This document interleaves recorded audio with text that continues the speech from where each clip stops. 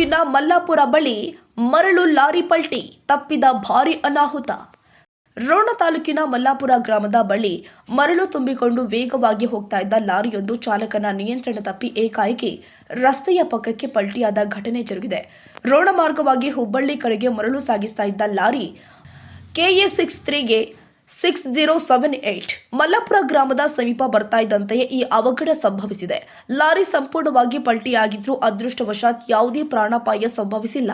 ಘಟನೆಯಲ್ಲಿ ಲಾರಿ ಚಾಲಕನಿಗೆ ಸಣ್ಣ ಪುಟ್ಟ ಗಾಯಗಳಾಗಿದ್ದು ಚಾಲಕ ಪ್ರಾಣಾಪಾಯದಿಂದ ಪಾರಾಗಿದ್ದಾನೆ.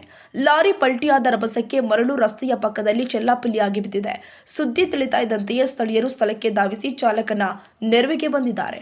ಲಾರಿ ಅತಿ ವೇಗವಾಗಿ ಮತ್ತು ಓವರ್ ಲೋಡ್ ಹಾಕಿಕೊಂಡು ಚಲಿಸ್ತಾ ಇದ್ದಿದ್ದೇ ಈ ಅಪಘಾತಕ್ಕೆ ಕಾರಣ ಅಂತ ಸಾರ್ವಜನಿಕ ವಲಯದಲ್ಲಿ ಸಾಕಷ್ಟು ಚರ್ಚೆಗಳು ಶುರುವಾಗಿದ್ದು, ಈ ಕುರಿತು ಹೆಚ್ಚಿನ ಮಾಹಿತಿ ನಿರೀಕ್ಷಿಸಲಾಗ್ತಾ ಇದೆ. ರಾಷ್ಟ್ರಕ್ರಾಂತಿ ನ್ಯೂಸ್ ರೋಣ.